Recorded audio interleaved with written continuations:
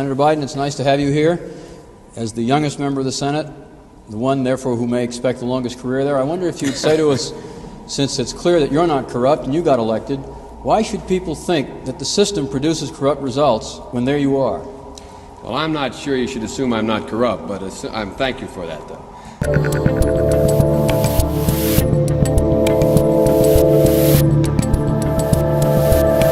What up, yo? I'm Dave Rubin, the non-corrupt Dave Rubin. It's July 11th, 2023. You're watching the Rubin Report on the computer machine. We're live streaming on Rumble, Locals, and YouTube. Tap the subscribe button if you have not. And as always, you can join us for a post-game show to clean up the mess at rubinreport.locals.com. I'm being told you have a question for me right up top. Is that what's happening? I'm going to ask a question. I guess the team, this is on the fly, people. I don't know what's happening right now. It's a Tuesday test. The team wants to ask me a question. Do you want me to just read this question myself? They've put a question on the prompter. The question is, what kind of African is Whoopi Goldberg? You guys trying to get me canceled? You know you work for me. If I go down, you all go down. What kind of question is that? What kind of African is Whoopi Goldberg? African American? What kind of question is this? I would say Whoopi Goldberg, what kind of African? Like, oh, I see. What country in Africa did Whoopi Goldberg's ancestors come from? I don't know. How about Chad? How about Chad?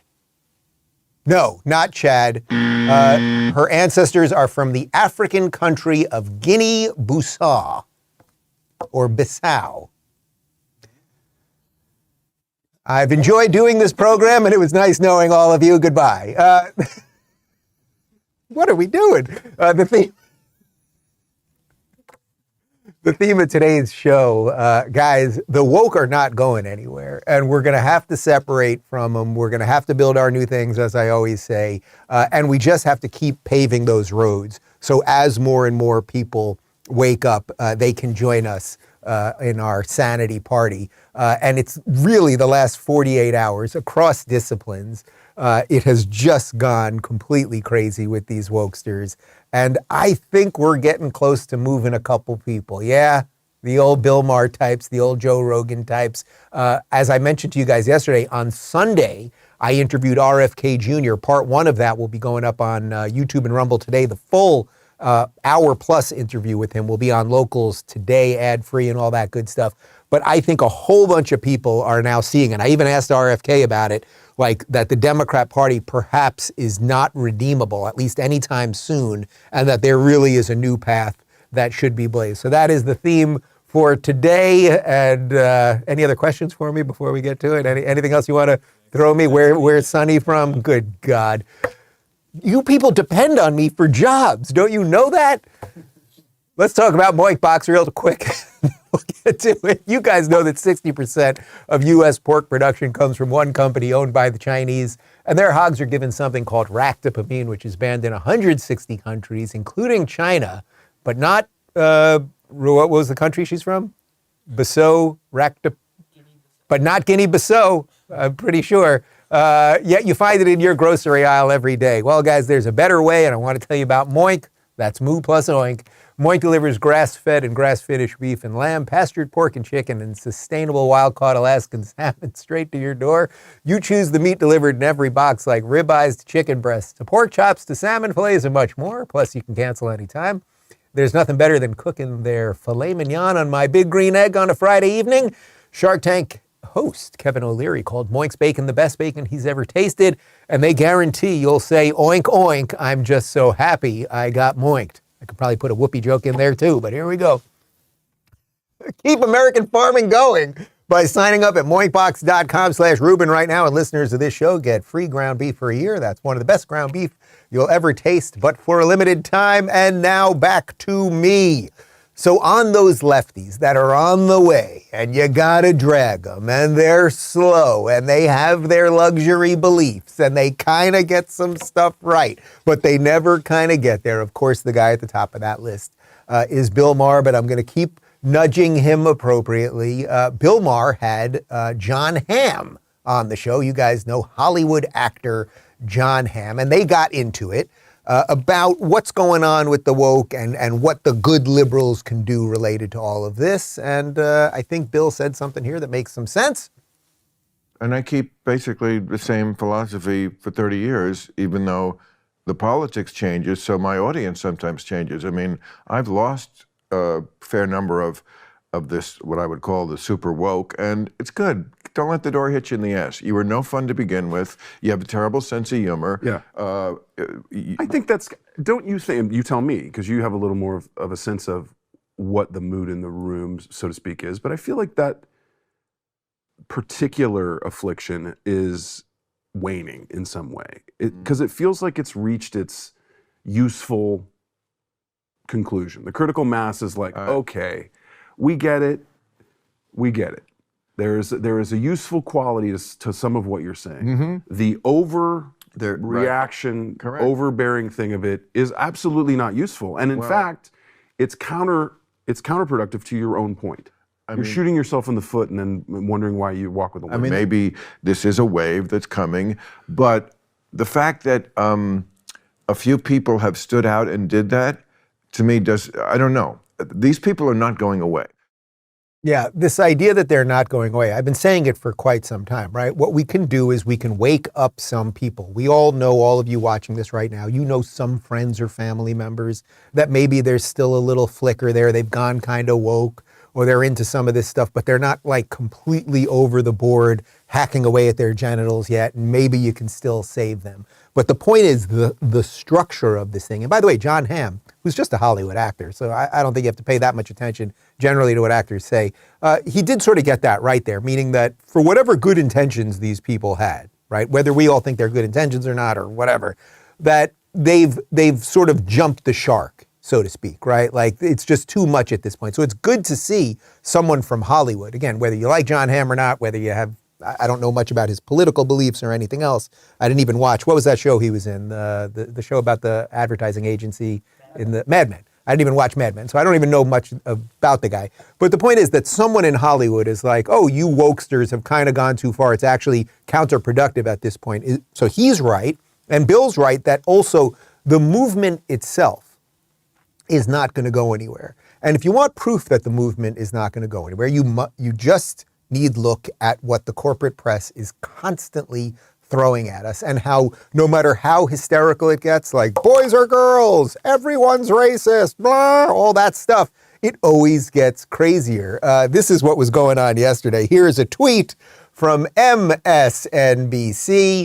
The far right's obsession with fitness is going digital. Opinion, why the far right is really into home fitness. White supremacists' latest scheme to valorize violence and hypermasculinity has gone digital. Now, we've seen things like this before. It's not the first time that we've shown you a headline like that, you know, from Salon or Rolling Stone or something like that. And it's sort of related to what I mentioned yesterday, how, you know, UFC, these fighters, boxers, kickboxers, all of these people, they seem to be a bit outspoken right now, and they're usually anti-woke because they care about meritocracy, they care about working hard. That's connected to fitness. It's like, go get yours, be in the best body that you can be in, right? Like there's a beauty of that. There's competition, which is very counter to equity. Equity, we will all end up in the same place. So you can see the machine is very concerned that if you care about fitness, if you watch that scary Joe Rogan with his big muscles,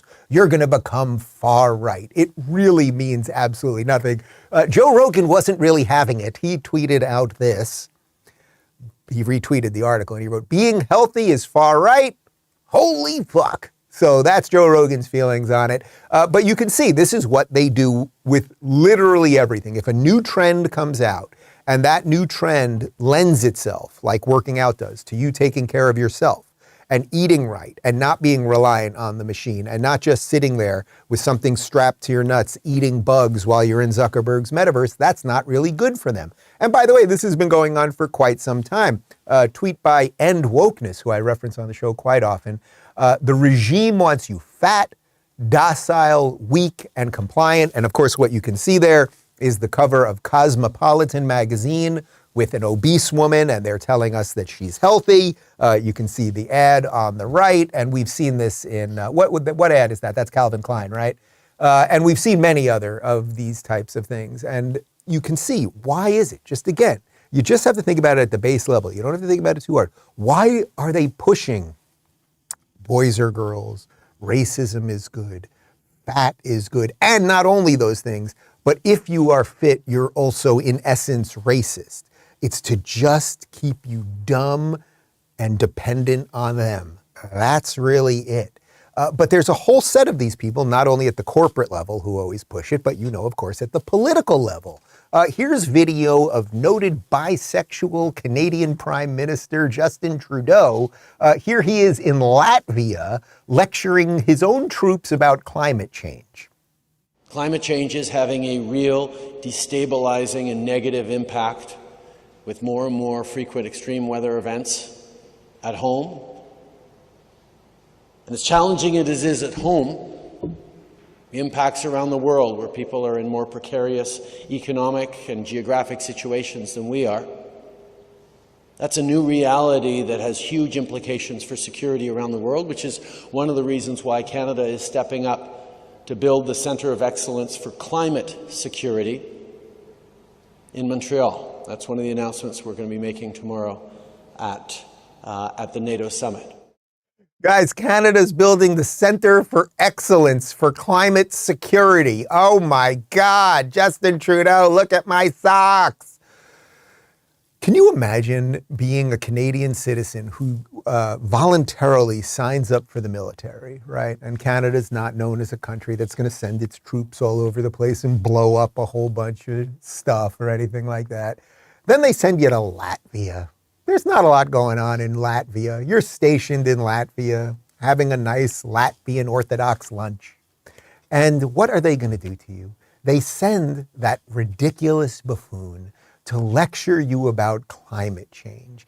And by the way, guys, that will be very connected to the next round of wars. Once they finish up World War III with this Ukraine thing, we will have climate wars and God knows what else. I just can't imagine, truly, like joking aside, like you're a member of the Canadian military. They send you, half the world away, and you have to listen to that guy talk about how he's going to set up some conference where they're going to somehow stop the climate from changing, as if this guy can do anything other than lock down his own people and close their bank accounts, which he's quite good at.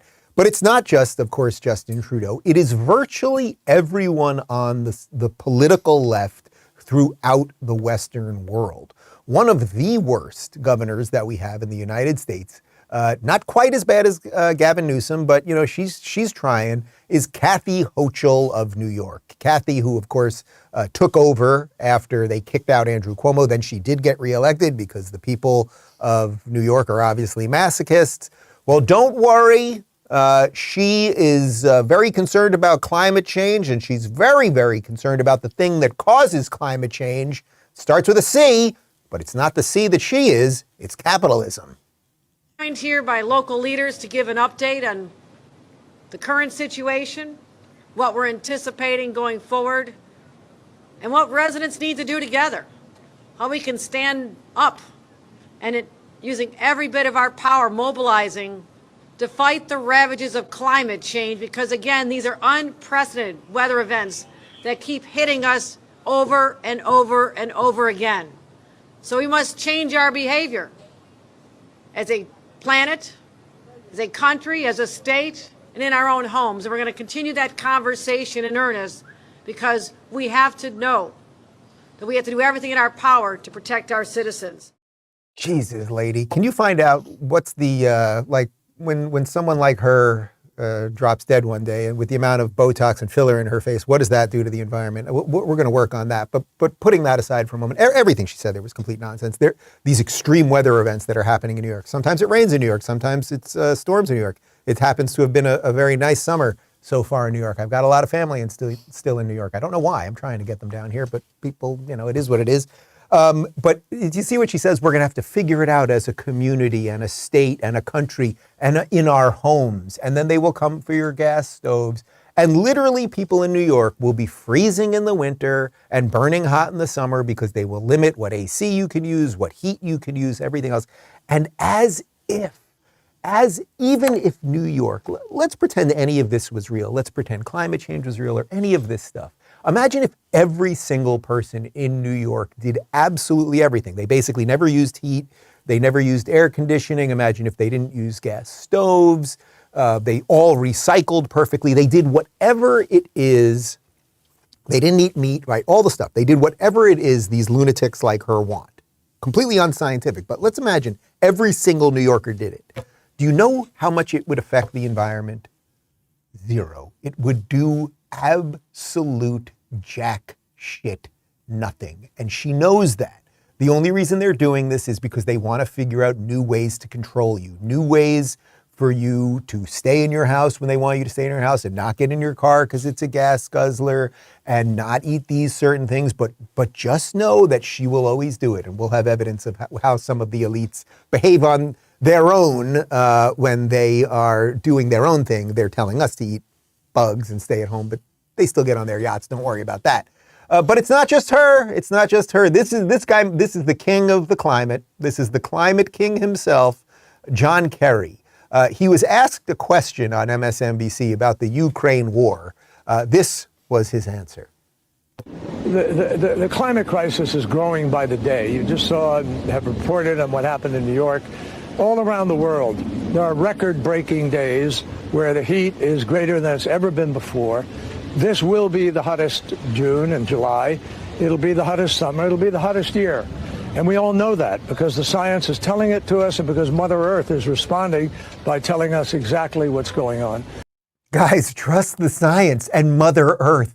He looks like he might date Mother Earth. You know why? Because he looks like Ent. You remember Ent from Lord of the Rings? This guy, that is... no tree.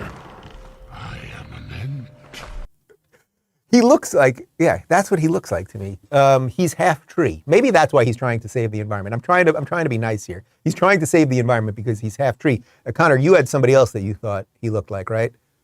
Who is this? I don't know who this is. From what? This is someone, do we know this guy's name? This is Moonlight Man from a movie called Gerald's Game, which apparently is a Stephen King book. Yeah. So he does look like John Kerry. That actually might be John Kerry doing his one acting. They took the makeup off John Kerry's face, and that's what he actually looks like.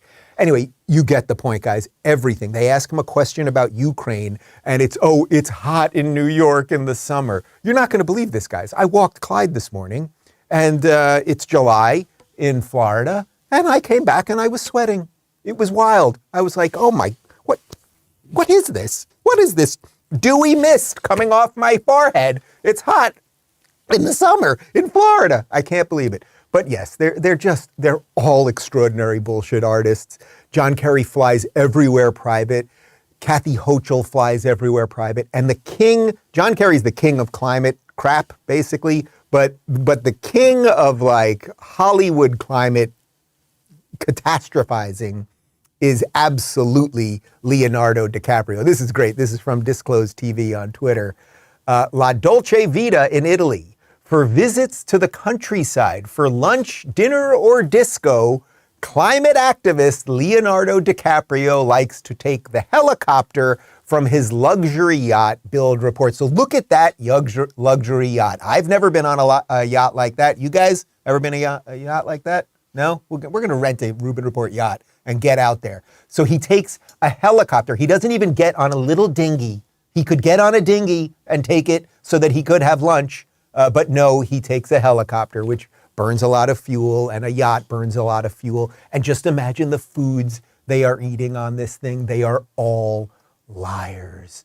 And they lie, and they cheat, and they steal when it comes to everything. And speaking of lying and cheating and stealing, as you know, the big story of last week in the tech world was that Facebook, Meta is the parent company. It's not called Facebook anymore. It's called Meta, which basically owns Facebook, Instagram. They have now spun off their new app called Threads, which is a Twitter clone. And Elon Musk is not happy about this because they've hired a bunch of people from Twitter who had signed NDAs and possibly took information that they weren't allowed to bring to a new company. A little bit on from Twitter Daily News on this. Twitter is threatening to sue Meta over systematic, willful, and unlawful misappropriation of Twitter's trade secrets and IP, as well as scraping Twitter's data in a cease and desist letter sent yesterday to Zuckerberg by Elon's lawyer, Alex Spiro, to which Elon Musk replied, "Competition is fine, cheating is not." Now you might be wondering, Dave, how are you connecting this to what we're talking about earlier? What does this have to do with the environment stuff and threads and all that? The point is, they lie about everything, whether it's trade secrets, whether it's censorship. I mean, imagine the type of person that after all of these years of COVID and election lies and everything that the media has lied about, you go to the new site created by the guy, Mark Zuckerberg, who has admitted working with the government to silencing people. And you're like, oh, that's the site I'm going to go to. He's literally, it's just so extraordinary. I genuinely don't understand the mindset of someone like this. I mean, I guess I get it at a completely disconnected level, but at a personal level, I don't understand it. Like, you have a guy who is saying, we are creating a new Twitter clone because there's too much free speech. There's too many people saying what they want. Now, you don't have to listen to people. You can block people. You can mute people. But there's too many people sharing ideas over there. So come to the place that we will censor it for you. This is what the Matrix is, guys. This is the blue pill. This is why ignorance is bliss. They want you to be dumb and fat and happy, because you will have no concept of what reality is. You will also not own anything. That's a big one with them. But they lie about absolutely everything. Now let's get to the media component of it. Here is the televised mental institution MSNBC with noted racist Joy Reid, and she's railing against Elon and free speech. Gosh darn it, that free speech with those people saying what they want to say. Twitter might be on the slow road to obscurity, as Mark Zuckerberg's rival app Threads has surpassed 100 million users in only 5 days. Meanwhile, Twitter users are mostly left with a ranting and raving Elon Musk and lots of racists. You have neo-Nazi Richard Spencer allowed to host Twitter Spaces, and polls like this anti-Semitic one asking if Jews control the world and are waging war on white Western society, those are being allowed to stay up. Horrifyingly, half of the people who engaged with this tweet answered yes to that question. It's just one example of Twitter failing to regulate hate speech from their dues-paying blue checks, who are also spreading misinformation, with a new report showing that blue checks are fueling disinformation about the Ukraine war. Blue checks are fueling disinformation. She'd know a bit about disinformation, as she is one of the biggest disinformation agents in the United States. Now, you might watch those things. That guy, Elijah Schaffer, who put up that poll about Jews. I know Elijah. He used to be at the Blaze years ago. I don't like the idea of putting up a poll like that. Also, people just respond on Twitter like to troll things. They just put up, yes, it's the Jews. Like, there's just a trolling nature to the internet. I'm not defending it or condemning it, actually. But the question is, do you want a place where people can just go and be dicks and assholes and also interesting and clever and sarcastic and messy and all of those things? Or right? Like, that's what I would want, right? And I think that's what the principle of free speech is all about. If someone goes on Twitter and says some really noxious thing, you have every ability to say something noxious back to them, right? Or they can block you, or you can block them. You can curate it to your own likes and wants, right? Like, I am a free speech absolutist in that sense. Sometimes people say horrible things to me on Twitter. I just block them. Like, that's not infringing on anyone's free speech, but I don't have to partake in your craziness. What Joy Reid and people like her want is they don't want anyone to share any opinion that is outside of what they deem is okay. So I'm not defending that poll. I'm not defending any of the noxious things people might say. I'm defending their ability to say it. And she's very upset that people are allowed to say these things. And you can see it's so interesting what's happening here. Remember when Elon Musk bought Twitter and suddenly there were all these articles out of nowhere. There were all these articles about how Twitter has a child porn problem. So for years before Twitter was bought by Elon Musk, nobody talked about the child porn problem on Twitter, right? Then he gets it. And then suddenly they're all saying Twitter has a child porn problem. Now, he's done a tremendous amount about that. They don't write much about that, but he's actually trying to deal with it where Twitter before was not doing anything. But they show their card sometimes. It's like, well, why weren't you concerned about child porn before? Somebody did a study on this. None of the authors who wrote any of these articles about Elon Musk and Twitter child porn had written anything pre-Elon Musk. So they pick when they care about certain issues. It's just rather extraordinary. And now I want to show you, unfortunately, a video from The View. I thought maybe we could take a day off, but then this. Anna Navarro, she does not like Elon Musk, and she is blaming him for you people thinking differently than she does. I joined too because it's not owned by Elon Musk, and that in itself is enough for me to join. I don't understand how somebody with as much money as Elon Musk, as many children as Elon Musk, as many projects as Elon Musk, can have so much time to be trolling and spreading hate and misinformation on this platform that went from going downhill to going right off the cliff. You know, I mean, this guy, can't he just maybe go to space? Stay there? Do you think I hate what's happening to Twitter because I think Twitter has done a lot of good. I think there's a lot of movements around the world that have happened because of Twitter, and it's done a lot of good.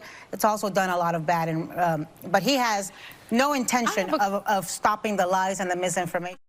The incredible condescending tone and resentment she has for probably the most important person that is on Earth right now, someone that is literally trying to get us to do interplanetary travel, someone who's doing a hell of a lot for the environment, someone who is buying a thing like Twitter, which is losing a shit ton of money, bought it for, what was it, a cool $45 billion, knowing it was losing a crazy amount of money.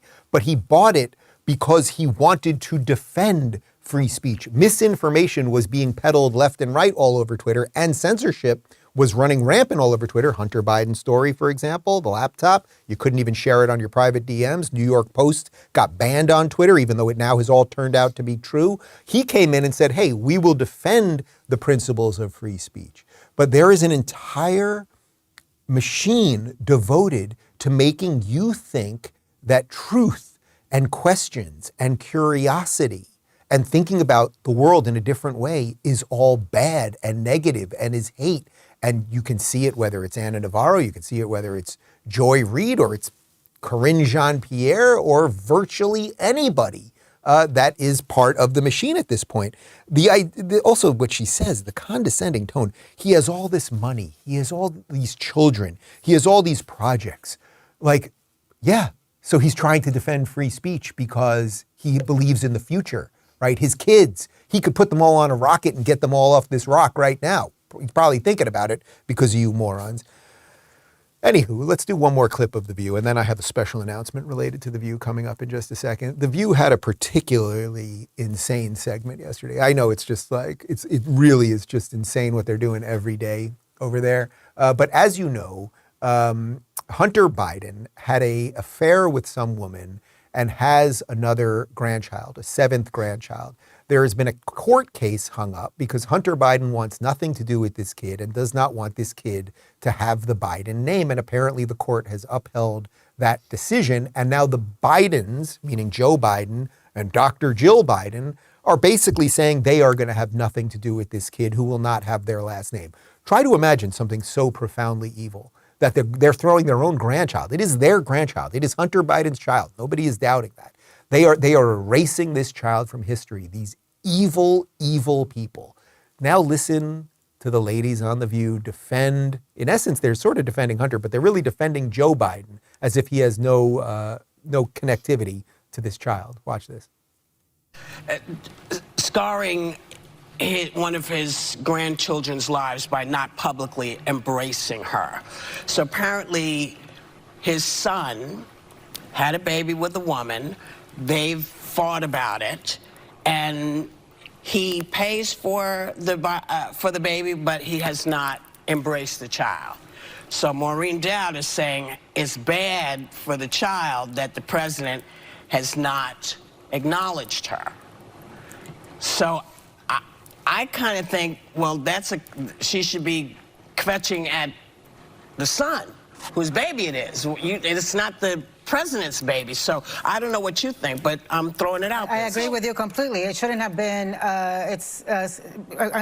directed to Joe Biden. It should be directed to Hunter Biden. It's 5 children, not 4, Hunter, because this is not Joe Biden's baby. And I think it's very hard for Joe Biden to be a grandfather to the child if his son is not being a father. He can talk to his child.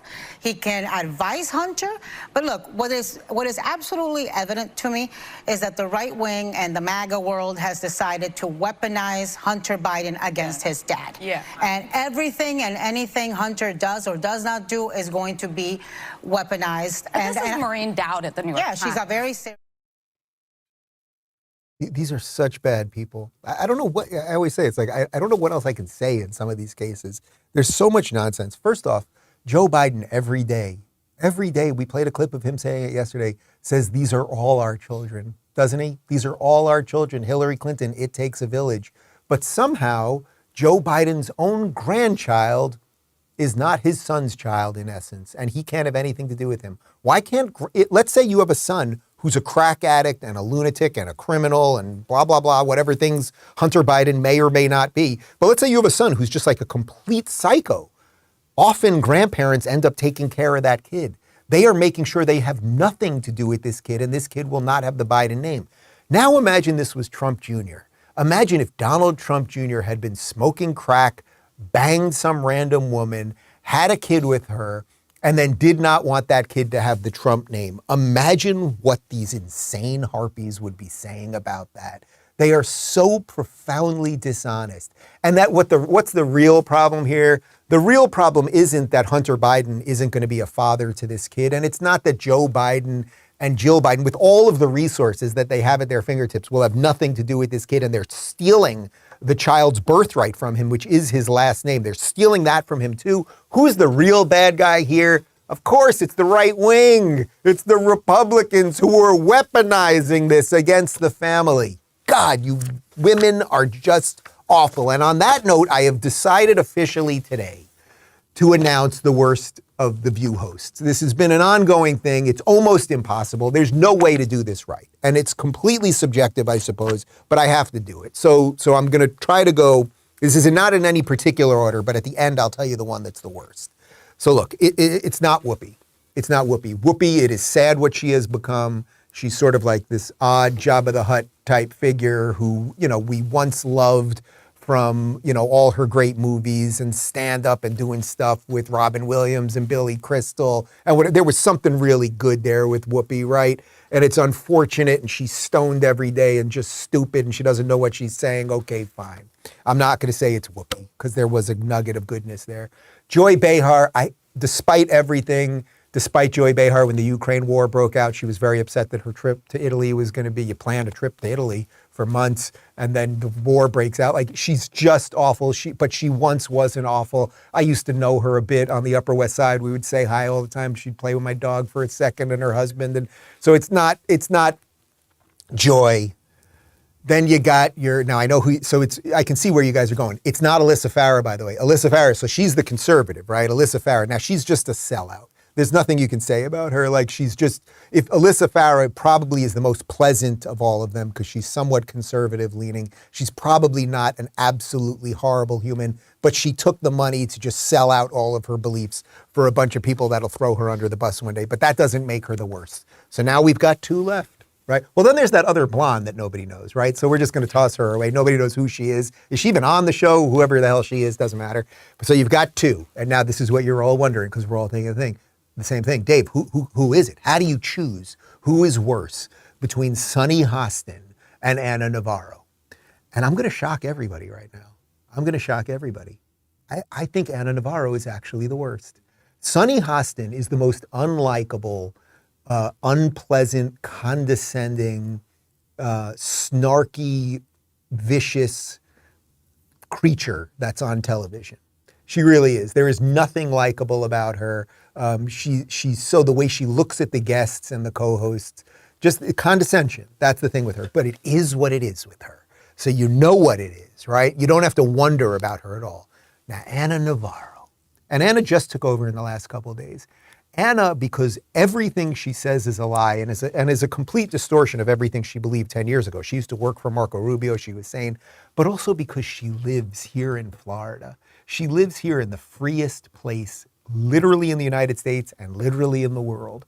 She lives here and enjoys our freedom and knows no one's coming for her as a Latina, and nobody's coming for her black friends, and nobody's coming for the gays or anything else. She is an obsessive liar and horrible person. And today I award you, Anna Navarro, the worst host of The View. We should have had, do we have some sort of, do we have something that we can do? Is there a ding? A ding. You got a ding, and that's all you deserve, you awful human being. But let's continue on this thing about the grandchild, because CNN, the news network, it was well, the former news network of CNN, also chimed in on the Biden grandchild situation. And of course, yes, they also said that the real issue here is it's being used by Republicans. You know, this is a story that is sad and disturbing on so many levels. Yes, it is political for a couple of reasons. Number one, yes, Republicans are using it and are going to take advantage of it in a way that is unfortunate and inappropriate. Number one, it's Republicans. That's the real issue here, guys. Number one, because the crackhead son of the dementia-ridden president had a child out of wedlock with some other chick, and now they don't want anything to do with the child, nor to use his last name or anything. But the number one issue is that Republicans are going to pounce on that shit. Oh my God, you people are absolutely horrible. And again, the double standard and the Trump Jr. thing and all that. So let's go full circle here. I think we've demonstrated that the woke are radical, that they are liars, that they are fakers, and that they are wicked people who seem to be getting worse and worse. I think that really is the key thing here. When Bill Maher says they're not going anywhere, I think we also have to acknowledge that the base of them is just going to continue to devolve. So my question is it yet time for the Joe Rogans, the Bill Mahers, the Elon Musks, everybody that is seeing all of these things to officially say what I have said, which is that you cannot be a Democrat anymore, or you can at least never vote for Democrats. You do not have to be a Republican, but you cannot vote for a Democrat, right? That is the point. We've got one more for you here. Well, let's just throw to it. I've explained a lot on the program today. Here we go. Maybe that's true. Maybe this is a wave that's coming. But the fact that a few people have stood out and did that, to me, I don't know. These people are not going away. So that's it, to bring you full circle. They're not going away. Bill's acknowledging, yeah, a few people have woke up. It's nice to see John Hamm. It's nice to see someone from Hollywood wake up, but they will not stop. And that's why that's why someone like Anna Navarro is so dangerous to the American discourse, right? Because she knowingly is lying about everything, and she's giving nobody an off-ramp. When she runs around in that video we showed you yesterday, where she says, when I'm in Florida, I put my head out the window like a dog and I yell gay. And it's like, lady, please. The truth is, that's obviously not true. She doesn't put her head out the window like a dog and yell gay. Although I did once see her shit on the street in Coconut Grove not too long ago. But the point is, when she knowingly says these lies, she's adding fuel to the fire of the people who want to burn down this country, who start thinking that the good people who are doing right are actually the bad people. And she's so out of whack with what's going on here in Florida that she spends all day long railing against a guy like Ron DeSantis, who is the most popular politician in the history of Florida, who has run this place so that we have more people moving here than ever, more tourism than ever, it's safer than ever, our economy stronger than ever, and everything else. They will make you think that up is down and left is right and boys are girls. So as Bill said, we must separate from them. But the question is, when you guys separate, will you vote the right way? The answer to that remains to be seen. Ladies and gentlemen, that is our program for today. I would like to hear from some of you guys about your worst host of The View. Which is the worst You can join us on the post-game show right now at rubinreport.locals.com. Cold close, and we'll see everybody on the other side. The answer to the question everybody wants to know. LeBron, what's your decision? 我有一个错误，现在就是很重要，我爱更。That was the conclusion you woke up with this morning. 中国跟中国人